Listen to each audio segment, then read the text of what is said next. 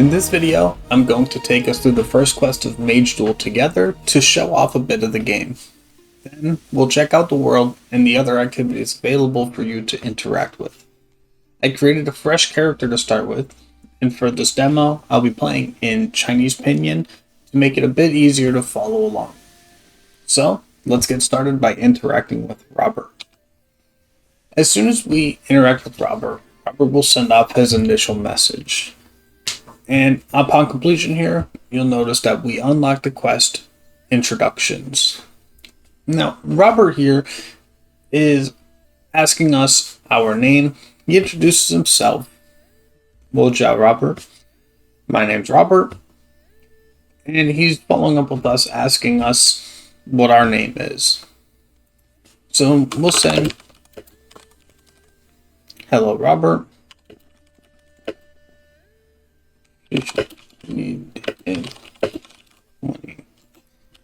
Thank you for the warm welcome.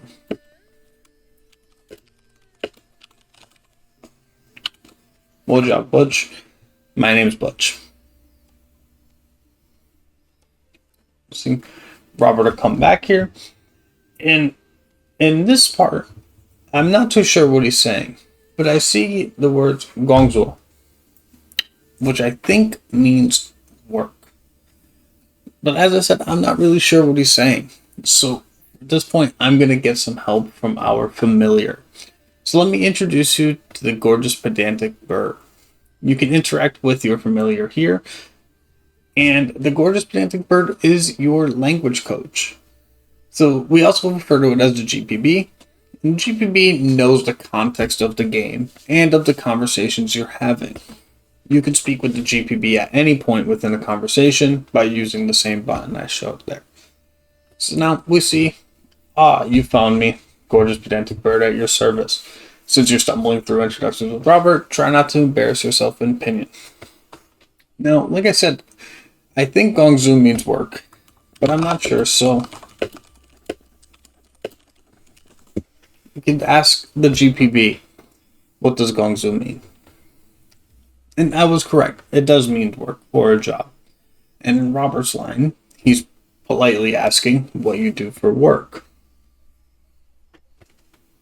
With a little bit of more information there, I can say,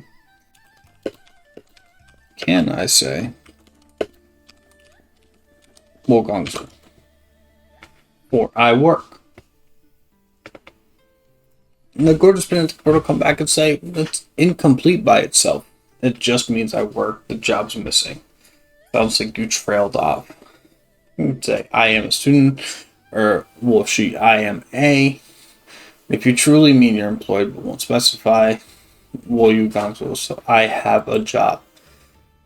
I believe the word for engineer is gongchengxi. So I'll just say gongchengxi engineer. As in, is Gongchengxi engineer? And the gorgeous pedantic bird says, quite so. Gongchengxi is engineer. To answer Robert neatly, you can write, wo shi Gongchengxi, I'm an engineer. Or, wo shi yiming Gongchengxi, which is also, I'm an engineer, but more politely. So, we'll take that, we'll go back to our conversation with Robert, and we'll use that. Now, since we switched away from our conversation with the GP bird, we can use the conversation history in the top right to reference that. So I'll use the polite one.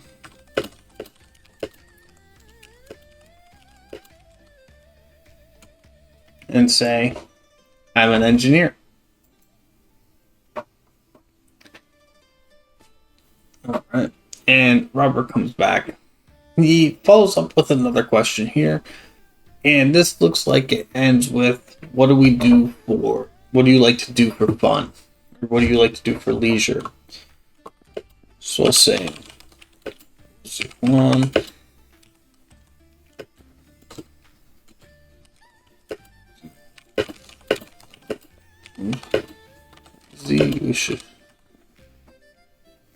This is, I like building and playing video games. So now, with this last response from Robert, we'll see on the top, we completed the quest introduction. We also have 2 new quests available. We unlocked 2 quests. And in Robert's response, he's likely saying something along the lines of, our introduction was adequate. He knows we're named Butch, or an engineer. However, he's also telling us we're quite dirty and we should go bathe before anything else. Now, instead of replying to Robert, I want to bring your attention to the bottom right corner. You'll see this short summary with the estimated ILR 2 as the header. This is the ongoing evaluation of your language production.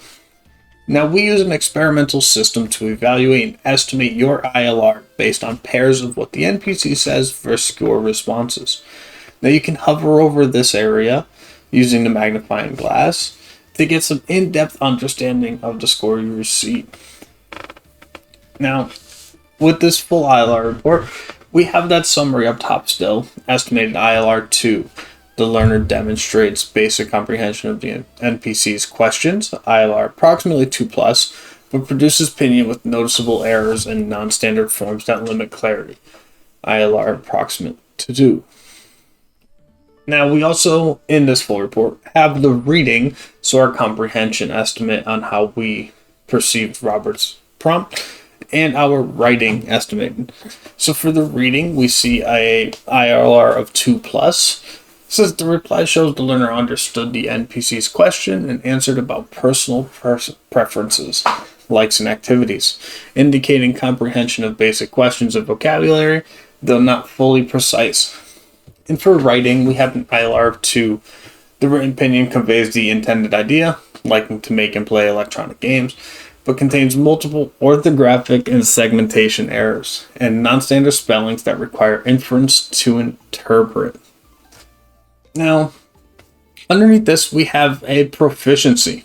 You see on this proficiency, currently have a 1+. Now, this estimated ILR is made up of your last 5 evaluations. You should say up to, because in this case, it's our last 3. Now, this estimated ILR, this proficiency level, is the one that the NPCs you speak to will adapt towards. So if you are speaking at higher levels of fluency, they will as well. On the right side of this proficiency level, we have the previous ratings. 1+, 2, and 2. Now these are the ratings for our previous utterances, and they are what feed the average of 5. Now, as a new one comes in, and you're in that sliding window of 5, the oldest will get pushed out, so that way we are maintaining an average proficiency for you that is up to date for the agents to react to. Now, something I want to note is that aside from being your language coach, the GVB also understands your ILR evaluations. So we can swap to the GVB here. And with this, we'll say, why is my ILR a 1+?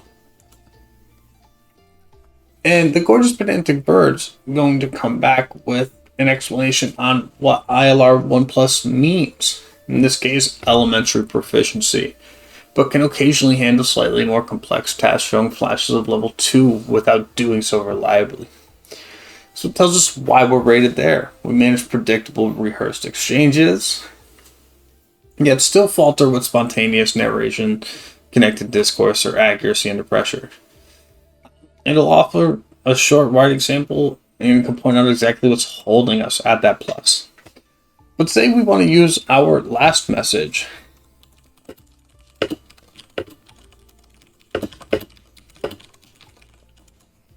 What would have improved my last message? So our question would land more like an ILR 2 inquiry if you made it specific and evidence-based, such as based on my recent writing speaking sample, what errors keep me at an ILR 1+ rather than 2? Rather than the bear, why is my ILR 1+? Well, leave the evaluator guessing what domain, task, and sample you mean. So that about covers everything for the encounters in Mage Duel. These are the core of the game, and they lead the player towards their ultimate goal of reaching one of the Voice Lords. Now, we will exit this conversation, and you might see coming right off to the left of us a little blue sparkly trail. Now, every time you leave a conversation, you will get this pathfinder on the ground, and it'll lead you to the next NPC you're expected to go meet. In this case, it is Filth over here. You can also create the pathfinder yourself by pressing tab at any point, so that way you can find where you're expected to go.